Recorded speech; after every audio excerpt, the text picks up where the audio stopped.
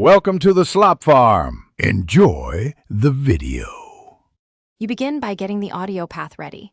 Plug in a USB mic or use the laptop mic and choose the quieter location.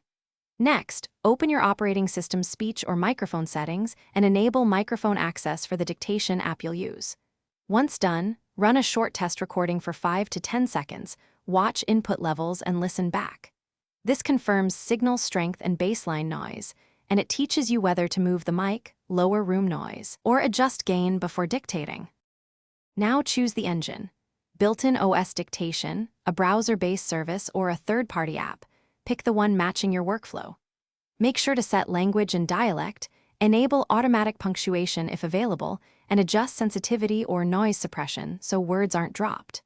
When you dictate, speak naturally but insert short commands for commas, periods, and new lines.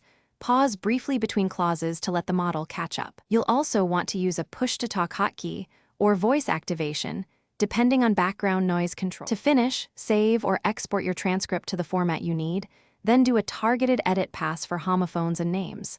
Make a habit of backing up or copying finished text to cloud storage.